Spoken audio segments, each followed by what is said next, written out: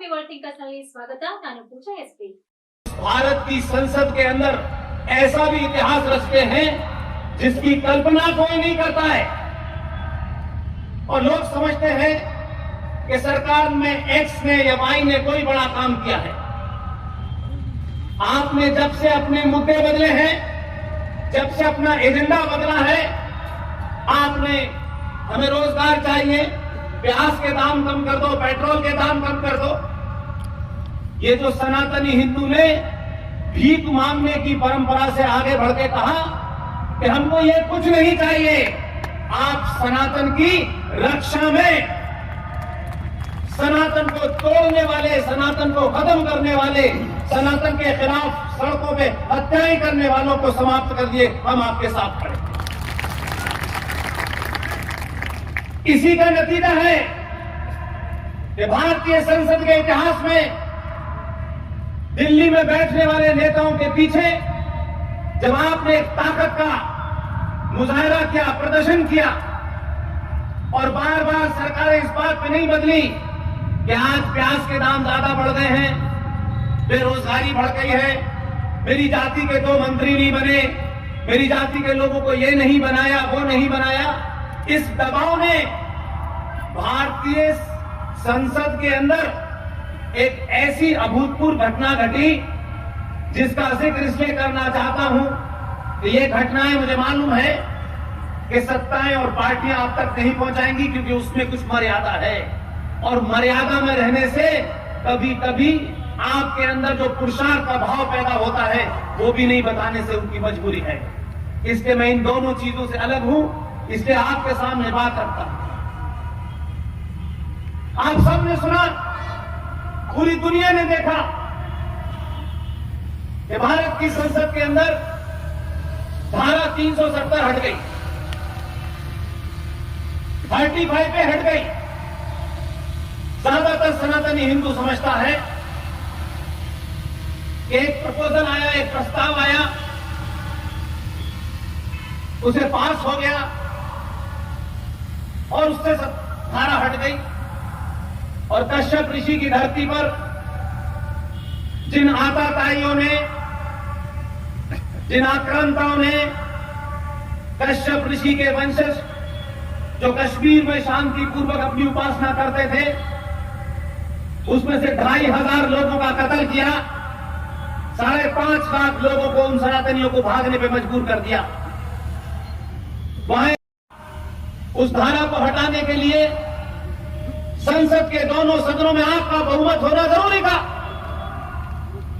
लेकिन एक सदन में आपका बहुमत नहीं था। आप यहां से जब इस बात को कनेक्ट करेंगे तो आपको समझ में आएगा कि इस सभा में बैठा हुआ एक एक व्यक्ति, मेरी मां, बहन, बेटी, कितनी महत्वपूर्ण भूमिका उसने निभाई है, इसका अंदाजा आपको लगेगा। ऐसे नहीं था कि संसद में गए और बात रखी, बिल पास हो गया। ये पूरे देश में जो जागृति की क्रांति चली है, इस क्रांति में ना कोई ब्राह्मण है, ना कोई ठाकुर है, ना कोई बनिया है, ना कोई दलित है, ना कोई ऊपर है, ना कोई नीचे है। जिस दिन आपने इस क्रांति का मुजाहरा, प्रदर्शन 2014 में किया, उस दिन देश के, दुनिया के लोगों को समझ में आ गया कि 700 साल के बाद सनातनी पहली बार जागा है। और आपके जागने की ऐसे ही नहीं था कि आप जाग गए फिर सो गए, जाग गए फिर सो गए। आपकी गिनती को देख करके पूरे देश में लगता है कि आपने कसम खाई है कि अगले 500 साल तक सोना नहीं है। इस धारा 370 का जो प्रस्ताव आया, संसद के उस सदन में आया जिस सदन में सत्ताधारी पार्टी का बहुमत नहीं था। सोचा कभी आपने ये? लेकिन जब समाज जागृत हो जाता है, ऊंच नीच से हट जाता है, अपने मुद्दों को मुद्दा समझता है, ये तथाकथित तत्कालिक मुद्दों पे जो बहकाए जाते हैं, उन मुद्दों के अलावा जब वो ये समझता है कि राष्ट्र सुरक्षित रहेगा, तो सत्ता में बैठने वाला राष्ट्र की चिंता करेगा। तो भारत के एक सदन के अंदर जिसमें बहुमत नहीं था, आपका दबाव था कि सत्ता में बैठने वालों को पता था कि 2014 में हमने ये वादा किया है कि 370 हटेगी, धारा 35 पे हटेगी और राम मंदिर का भी फैसला हो। ये तमाम बातें हम 70 साल से देख रहे थे, मैनिफेस्टो में आते थे, चले जाते थे। सरकारें बनी आपकी, पूर्ण बहुमत से नहीं बनी, फिर भी बनी। लेकिन 2014 में जो आपने किया, सत्ता में बैठने वालों को थोड़ा भरोसा हो गया कि शायद पहली बार हमारे ऊपर सनातनी हिंदू विश्वास कर रहा है। आपको लगा कि शायद बहुमत बहुत कट टू कट दिया है। आप चाणक्य पैदा करते हैं तो चाणक्य उस घटाना जोड़ने के साथ साथ ये भी करता है कि इन विपरीत परिस्थितियों में कैसे अपना काम किया जाए। प्रस्ताव पास हुआ, पूरे देश में एक सन्नाटा छा गया, बहुत से लोग अचंभे में आ गए। और मैंने सुना, अगर आप वो नजारा देखते तो आप दोबारा से देखिएगा जाकर के। 1885 में उत्तर प्रदेश के इटावा शहर के जिस कलेक्टर ने अंग्रेजों से द्वारा इंडियन नेशनल कांग्रेस पार्टी का जिसने गठन किया था, जो फाउंडर था अंग्रेज ए.ओ. ह्यूम, उस पार्टी के वंशज राज्यसभा में जब ये विधेयक पास हो गया तो पीछे मुड़ के देख रहे थे। उनको भरोसा था कि आलू से सोना बनाने वाली फैक्ट्री के सारे वर्कर गायब कहां हैं। पीछे मुड़ के देखा, लोग नजर नहीं आ रहे थे। खुद उनकी हवाइयां उड़ी हुई थी कि बगैर मेरी परमिशन की छुट्टी पे कहां चले गए। लेकिन आप यार प्रस्ताव पारित करने से 4 महीने पहले तैयारी की थी। अंदाजा नहीं था लोगों को कि ऐसा भी हो सकता है। 4 महीने पहले, क्योंकि 2014 में जिसे आपने दिल्ली भेजा था, लोग समझते थे कि इसको हम डरा लेंगे, धमका लेंगे। और 19 आते आते लोगों को लगा थोड़ा ये कमजोर पड़ रहा है। मैं भारतवर्ष के हर कोने में जहां भी जाता हूं, गुजरातियों के लिए कहता हूं कि इनका धन्यवाद करना चाहिए। इसलिए कि गुजराती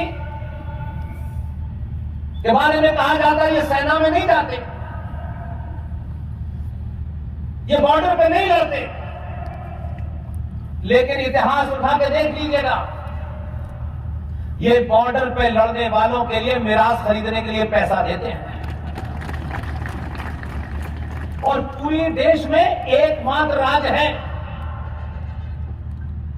जो सामूहिक तौर पर अपनी किसी गलती पर सामूहिक तौर पर उस गलती की भरपाई करता है। जो गलती गुजरातियों ने 2 अक्टूबर को की थी, उस गलती का प्रायश्चित 2014 में पूरा कर दिया।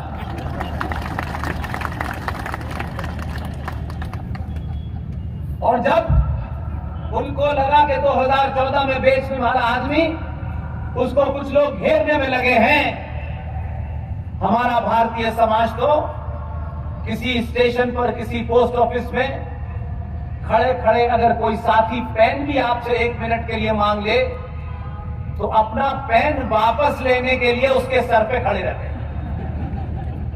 अब उसको भी इतनी मोहलत नहीं देते कि अगर चलो 10-5 रुपए का पेन चला गया तो चला गया। गुजरातियों का दिल देखिए, 15 साल से खोंक पीट कर डॉक्टर बनाया, सर्जरी करना सिखाया, बिना पैसे वालों को देकर के दिल्ली भेज दिया। और दिल्ली में जब उसने सर्जरी पूरी की, तो लगा कि अब पहला वाला डॉक्टर थोड़ा कमजोर है, तो 19 वाले को भेज दिया।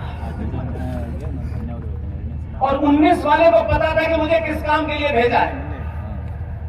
वो अपने काम के एजेंडे में फिट है बिल्कुल।